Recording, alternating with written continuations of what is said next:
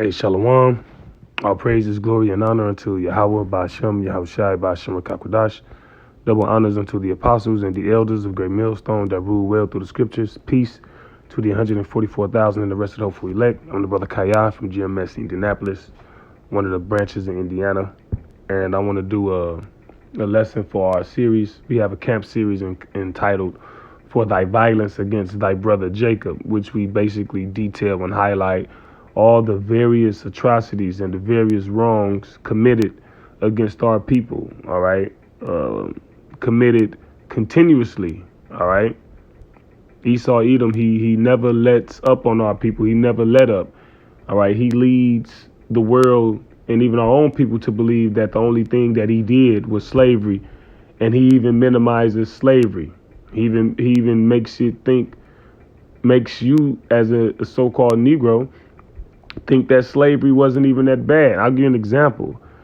When I first came into the truth, I was talking to a guy I know.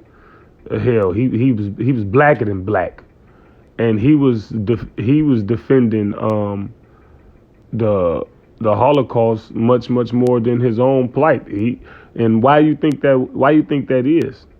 Because that is shoved down your neck. You learn that history in school. Hell, it's a whole exhibit on it. But when you deal with slavery, it's one page. All right, and that was when I was in school. Okay, but then even and they trying to even change that and say that it wasn't slavery in America. It was quote unquote migrant workers. All right, which they got caught doing that. So, with that being said, before we get into this article, I got queued up. This is Psalm 73. It's a good psalm, but I'm just gonna read verse 8. It says, "They are corrupt and speak wickedly concerning oppression." So concerning slavery, concerning all the wrongs that they did to our people, they speak wickedly. Oh, get over it. Oh, pull yourself up by the bootstraps. Which that term within itself, pull yourself up by the bootstraps, it's really a euphemism. It's really a joke because in actuality, it's impossible to pull yourself up by the bootstraps. If you crouch down and reach down and grab either bootstraps and try to lift and pull yourself up, you will fall down. And that's what this system is in America. Okay, you trying to pull yourself up by the bootstraps and your ass just keep falling further and further and further. How do the saying go? You take 2 steps forward to take 3 steps back. So real quick, I'm gonna jump to Isaiah 42 and 22. It says, "But this is a people robbed and spoiled." And the article I'm gonna get into is deal with how the American government stole $600 billion from so-called blacks through the tax system, through disproportionate and unfair taxing. All right. And anytime they put these numbers on things concerning us and how much they owe us and how much they stole, always bear in mind that that's a conservative number. The actual number is we'll know in the kingdom. All right. But in all actuality, just looking at it, it's so much stuff that knowledge and access that we don't know. I mean, it's so much knowledge and information we don't have access to. So this is just what we got access to, you know. It's just what people know. Isaiah 42 and 32. "But this is the people robbed and spoiled. They are all of them snared in holes." It's all a trap. "And they are hid in prison houses. They are for prey, and none delivereth. For a spoil, and none saith restore." All right. When anything happened to all these other nations, they got people defending them. All right. They got people coming to their aid. The Palestinians, we was teaching a couple weeks ago, and the Palestinians was marching. And who you see with them? You see the nigger woman marching with them. You see various different other ethnicities marching with them. But where were the Palestinians marching at for the inequalities and injustice against so-called black men getting shot down in the street by the police in America? All right, where the Palestinian advocates for racial inequality when it doesn't benefit them. Okay. See, nobody says restore the so-called Negro, Latino, and Native American, predominantly the so-called Negro man. But with that being said, let me grab this article. There's really two of them. I'll read the one, and if I'm able to put the other one in the description box. Sometimes YouTube don't let me for different little reasons, I guess infractions on my part. But it says new book, this one here. New book chronicles how U.S. robbed so-called Black Americans of $600 billion in taxes since slavery. All right. It says a deeply telling new book sheds light on the systemic injustice that has plagued Black Americans for generations. Right. Systemic mean that the racial inequality is built into the system. All right. So just because ain't nobody calling you boy, just because ain't nobody calling you nigger. All right. Just because, which that still happens, but just because it's not as predominant as it once was. All right, it's just more covert. It's woven within the system. Okay, authored by Andrew W. Hall, a professor of history and African American studies at the University of Virginia. The Black Tax: 150 Years of Theft, Exploitation, and Dispossession in America unveils the insidious ways in which U.S. bureaucracies perpetuated the racial wealth gap through discriminatory tax policies. And that's just one. A lot of times they straight up strong arm you. Oftentimes, per Bloomberg, the book reveals how the United States systematically siphoned $600 billion from the Black community through unfair taxes in the aftermath of slavery.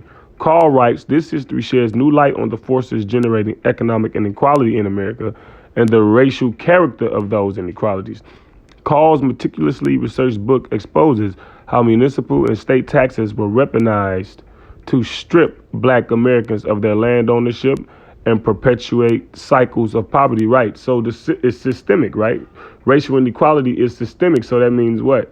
That the system, whether it's social justice or the economy, is weaponized against you. Okay.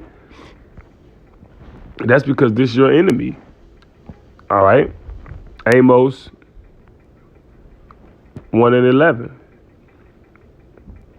Thus said the Lord Yahweh, for 3 transgressions of Edom, and for 4, I will not turn away the punishment thereof, because he did pursue his brother with the sword, and did cast off all pity, so he has no pity.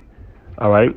And his anger did tear perpetually, and he kept his wrath forever. So that means he kept his wrath, his anger, his malice against our people forever.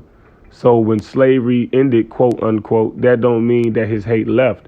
So he constantly finds ways to entrap, ensnare, and hold you down. All right. What is that? Let me grab it in the. I want to say it's 60. I want to say it's Psalm 64, but we'll see. It's Psalm 62. Psalm 62 and 3. How long will you imagine mischief against a man? And that's what they do. They constantly imagine mischief against you to hold you down. All right. Like, because we are created in the image of the Most High. And so we're creative. All right. We are the salt of the earth. All right. We're the best thing smoking, if you will. So he gotta keep us subdued. All right. Mentally, physically, spiritually. He has to keep us broken. That's his goal. Ye shall be slain, all of you. As a bowing wall shall ye be, and as a tottering fence. And they're on the precipice of that now. When you look at their world is crumbling around them. They only consult to cast him down from his excellency. Right? They have all these meetings. All right. And what you think is the main topic of discussion in those meetings? To keep this people down. Hell, they say, so what? I'm a seed theorist now because I say that.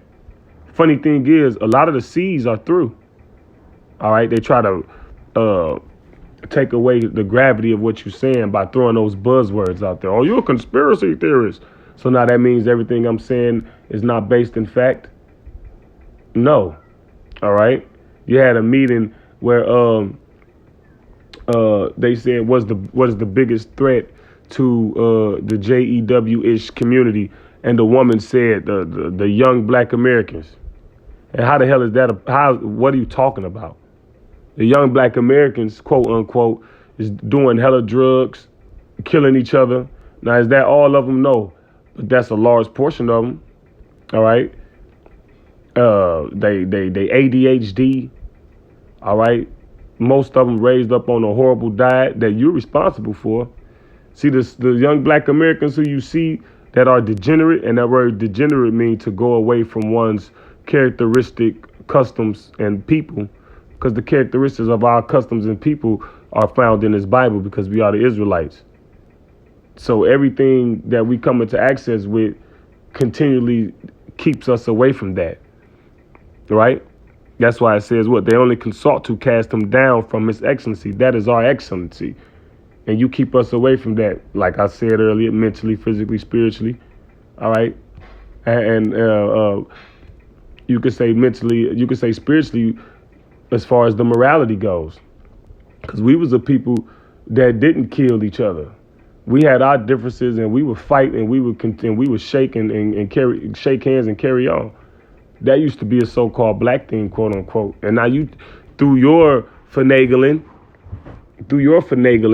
which man, I'm gonna try to condense this lesson and stay on topic, because there's just so much to say about this devil and how he infiltrates to destroy us. But through his finagling, now we killing each other and crazy.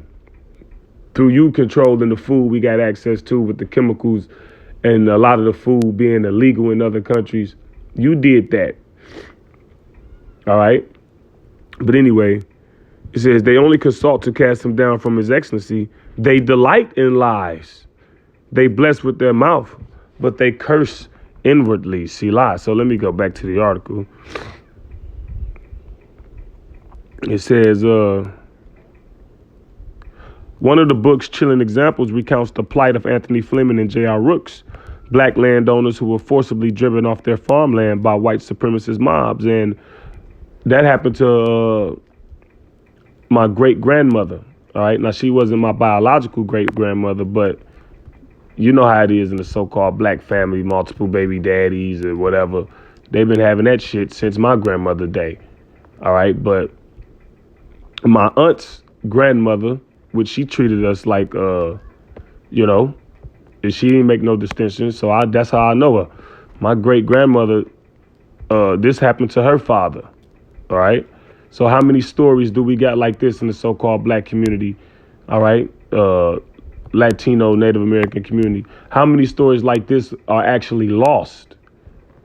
Because as far as this story is concerned, I don't even think that other resident family members know. All right. Because we was close and we were talking. She would tell me certain things. But yeah, when my great-grandmother, and I said this on other videos, well, my great-grandmother, when she was a young girl, about 5-6 years old, so-called white men, they broke into her house and dragged her father out the home and hung him and killed him. Because why? And why did they do it? Because they was a little well off. They had their own land. And out of jealousy, they did that. Like Rosewood. And then they had to move and stay with relatives, and then her mother was heartbroken, and her mother died a couple years later, and so now there's a family destroyed right there. So how many lost stories like that, and nobody paid for those things, and those people who did that wasn't convicted. Hell, those people think that they in heaven, quote unquote, as Christianity states, right? So where's the justice and the payback for that? And you mean to tell me the Most High loved Esau? It says,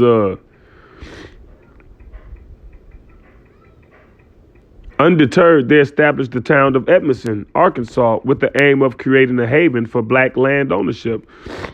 In 1911, Edmondson, Arkansas boasted an area spanning 30 square miles, featuring a plethora of establishments, including stores, a bank, a hotel, and a post office, catering to the needs of the local black homeowners. So that we say it all the time. It was more. It was always more than Black Wall Street. That's just what they let you know about. And Black Wall Street was just one of the prominent ones. But really, any and everywhere we went, it was a Black Wall Street, right? Why? And I say this often. Why do you think they ended segregation? Because we were straight. We were better. We ain't need them. We was better than them. You think they ended segregation through the kindness of their heart? I just read Amos 1:11. They kept their wrath. Read it again.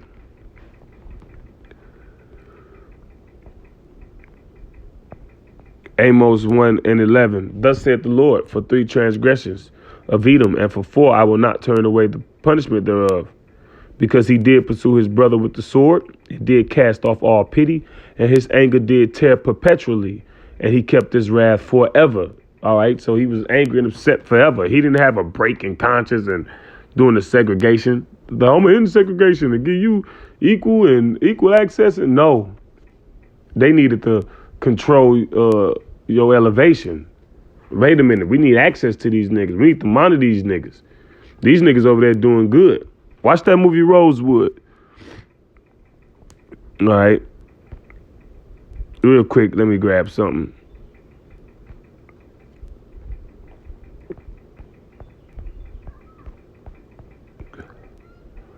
Deuteronomy 19:14. Thou shalt not remove thy neighbor's landmark, which they of old time have set in thine inheritance, which thou shalt inherit in the land that the Lord thy God giveth thee to possess it. So you don't forcibly take people's land, man. That's wicked. This is Job. I'm gonna read a few of these. I'm gonna read them all. Deuteronomy 27:17. Cursed be he that removeth his neighbor's landmark, and all the people shall say, Amen. So it is what it is. You cursed. And only the cursed people that the Bible speaks about Esau, Edom, you so-called white people, being the cursed people of the earth. So it's only logic that is only logical that this is a crime that you would do without shame. You know, Job 24:2. Some remove the landmarks; they violently take away flocks and feed thereof. Yeah, who do that? Esau, Edom. All right. Proverbs 22:28. Remove not the ancient landmark which thy fathers have set. And a landmark is basically a designation of where some land ends and where some land begins. All right. It might be a row of stones. Hell, it could be a row of tobacco. All right. It might be a tree, or it might, a determination, if you will, to let you know your enclosure of space. Proverbs 23:10. Remove not the old landmark and enter not into the fields of the fatherless. Right. And that's what happened to my great grandmother. All right. And then they had this law. A lot of times a father would leave his land to his children verbally. But because he didn't have a certain contractual things written up with the state, then that was a loophole for Esau Edom to go in there and dispossess people of their land. All right, which was total wickedness. Tazaria, be quiet. Okay. Her ass get the barking and won't stop. I think she got some hound dog in her. All right, it says,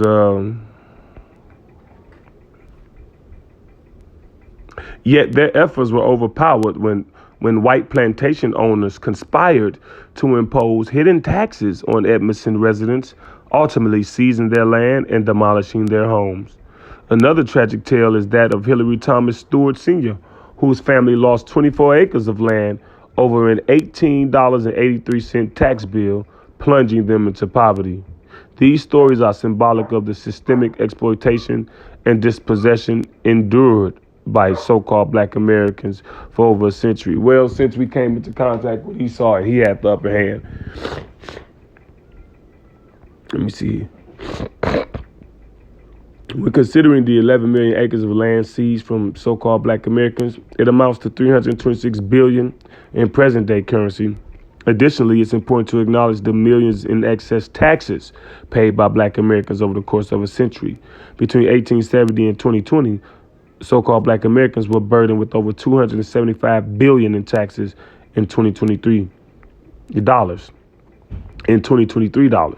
However, Carl not only highlights the dark realities, but also offers solutions to rectify decades of financial oppression.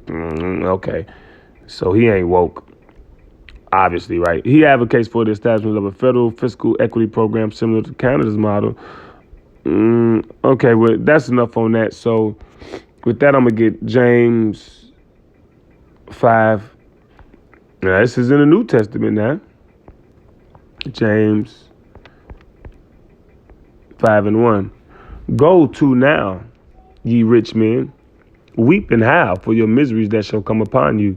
Your riches are corrupted, and your garments are moth-eaten. Your gold and silver is cankered, and the rust of them shall be a witness against you. Right. So the way that you got your money was gotten by deceit and was gotten by fraud. All right. Let me grab Habakkuk. See, your money is a witness, is a testament to your evil and wicked nature. That's why you try to hide how you got your money. So you didn't get your money by your own ingenuity. All right, you capitalized off the ingenuity of others, and because you had the higher position, you strong armed. And when people complained, what did you do? You silenced them with your media. And you can't suppress that for forever. Habakkuk 2.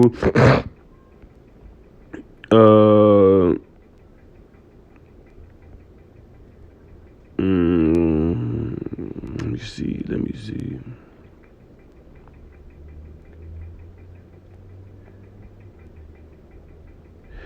Habakkuk 2:6. Shall not all these?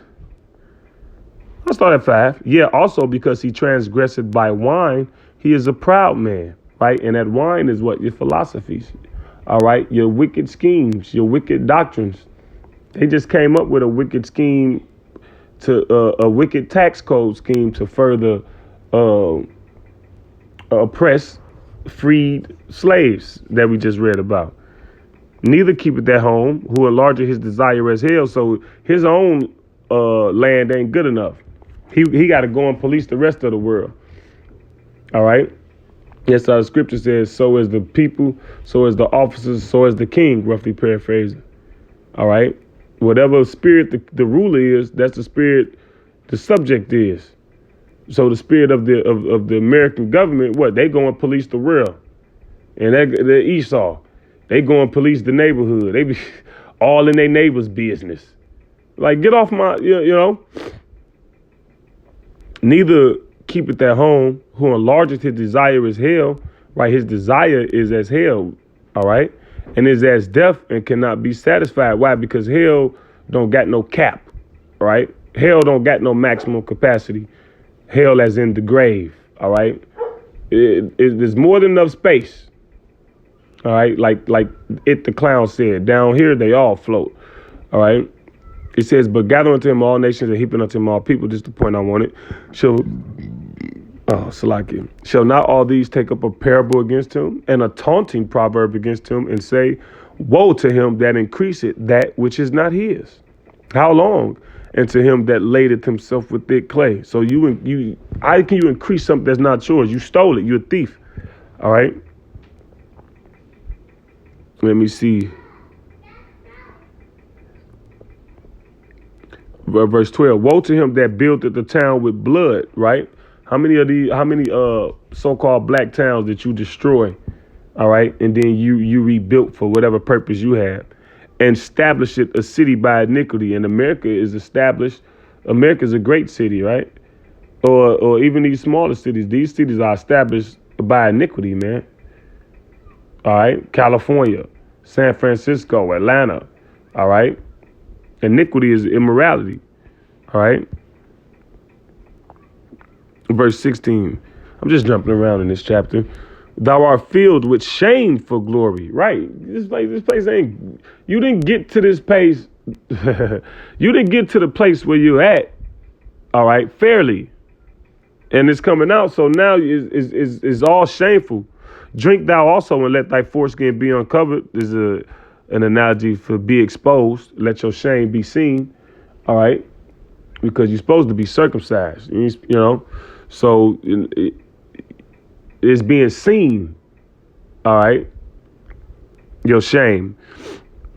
The cup of the Lord's right hand shall be turned unto thee, and shameful spewing shall be on thy glory. So the shit you gloat on and brag about and boast in is shameful spewing on it. Because, I was holding it, but I'll get it now. Sirach 10:8. The scripture I quoted earlier was verse 2 right here. Yeah. Because of unrighteous dealings. What we was reading in that article, those are unrighteous dealings. Injuries and riches got by deceit. The kingdom is translated from one people to another. Right. So when the Israelites rule, you're going to be servants.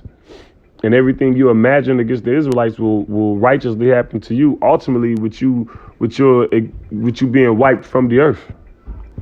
Because that was your plan to do with us. And that's what the Bible say. I think that's in Ezekiel. And I got a mind to get it. All right. What is it? I'll make a few attempts on getting it. Let me see. Maybe it's Ezekiel 25:11.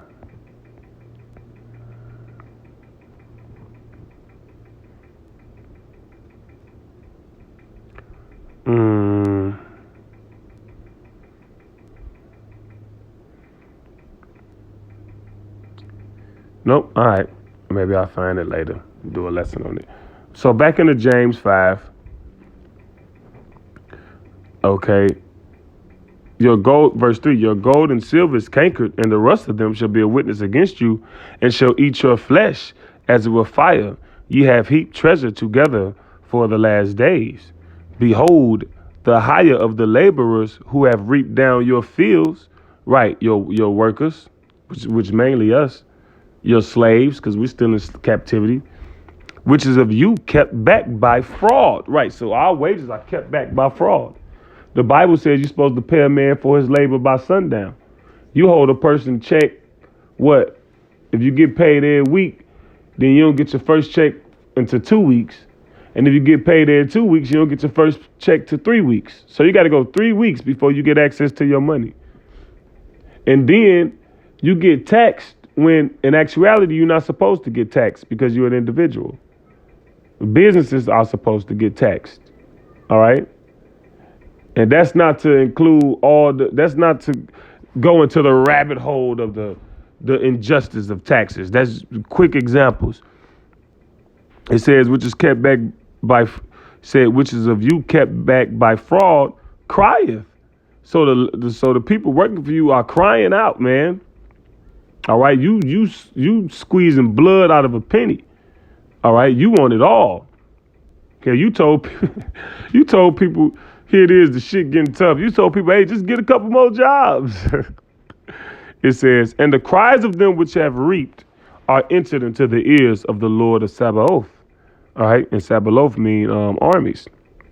All right, so look, man, the cries, we at the point now where, matter of fact, it's just like, what was that? It's just like Egypt. That's why this place is comparable to Egypt. We was in bondage for 400 years in Egypt, and we was crying and groaning in anguish. And the Lord told Moses, look, there my people crying to me, and I'm hearing them, and now I'm about to answer they cries. I'm about to answer their cries with signs and wonders and judgments and plagues. And that's how the Lord is answering our cries in this place, because he's drying it up with signs, wonders, judgments, and plagues. Hell, there was a eclipse where it could be seen in several parts of the USA where it was like 2-3 o'clock in the afternoon, All right. In the heat of the day, it was darkness for the space of a few minutes. Right. Hell, the aurora borealis was seen a week and a half ago, which you ain't even supposed. Which, if I'm not mistaken, I could be wrong, but you only supposed to be able to see that in places like Alaska and shit, Canada, Antarctica. You're not supposed to be able to see the aurora borealis and goddamn it, Indianapolis, Indiana, which, let's see if I grab that scripture. Exodus. Oh, nope. Let me see. Exodus 2:23. And it came to pass in process of time that the king of Egypt died, and the children of Israel sighed by reason of the bondage, and they cried, and their cry came up unto God by reason of the bondage, and the Most High heard their groaning, and the Most High remembered his covenant with Abraham, with Isaac, and with Jacob. And the Most High looked upon the children of Israel, and God had respect unto them. All right. I'm going to read it in the NLT. He looked down on the people of Israel and knew it was time to act. And that's where we are at now. All right. And it specified Abraham, Isaac, and Jacob. That's why we asked the Lord to remember the covenant. See, we deal with the covenant. All right. We don't deal with all that new speak you people speak of. God love everybody. Oh, no, you preaching hate and you blah, blah, blah. Nigga, please. Okay. If that was the case, then why you want to ban the Bible? Right? Because what we saying through the Spirit of the Lord, it can't be refuted. Now we got to ban the Bible now. But wait a minute. I thought in America, the Bible was the law of the land. Good Christians. See, it was okay when they used the Bible to enslave us. See, it's a movie called Mississippi Burning. All right. And they quote Genesis 9. They quote Ham. They quote this is quoted in Mississippi Burning. Now, Mississippi Burning is a movie about racial prejudice in Mississippi in the 60s. And this is what was quoted. Now, the woman, which she wasn't racist, supposedly, but she was just talking about how this is what she learned in school about about why so-called black people was where they at and how they can do. It was okay for them to do what they want to do. And he said, "Cursed be Canaan, a servant shall he be unto his brethren." See. But we are not the Canaanites. We are not even the Hamites. We are from Shem. See? So it was fine and dandy when y'all used the Bible to maintain your oppression and to maintain your injustice and racism. That was fine. But now when we using it properly and tell you that you got to pay for what you doing, oh no, it's a problem now. Oh no, we got to ban that. Nope, got to get rid of that. Nope, got to go. See? You know what that is? That's hypocrisy. But you know what it is? I I ain't mad at it. It's just the truth. Hey, when you established on lies and iniquity and you faced with the truth, you got no option but to scramble and but to backpedal and to retract. So this is just the reality, Let me see.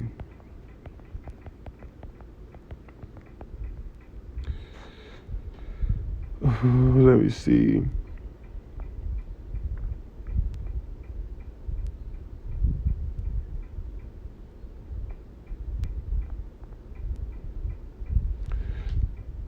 This is Psalm 105 and 6.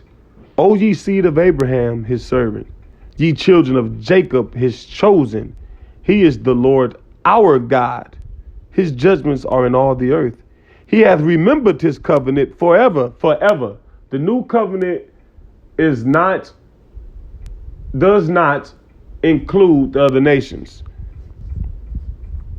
The word which he commanded to 1,000 generations, which covenant he made with Abraham, and his oak, and his oath unto Isaac, and confirmed the same unto Jacob for a law, and to Israel for an everlasting covenant, saying, unto thee will I give the land of Canaan, the lot of your inheritance. Right? When they were but a few men in number, very few, and strangers in it, when they went from one nation to another, from one kingdom to another people, he suffered no man to do them wrong. He reproved kings for their sakes, right? Because the Lord has respect unto us. All right? Not meaning like, he's subservient to us, but meaning that there's a distinction between us and the others. Like, I can be just as nice and polite as I want to be, all right, to children in general. But my son has preeminence over all children, okay, as far as I am concerned. And that's how the Most High is. All is his creation, but Israel has preeminence over all. It says, verse 15, saying, touch not mine anointed and do my prophets no harm. All right. And if you do, then, suffer the consequences. So with that, Lord willing, this was an edifying lesson to the hopeful elect. All praises, glory, and honor unto Yahweh, Ba'ashem, Yahweh Shai, Ba'ashem, Kakodash, Shalom.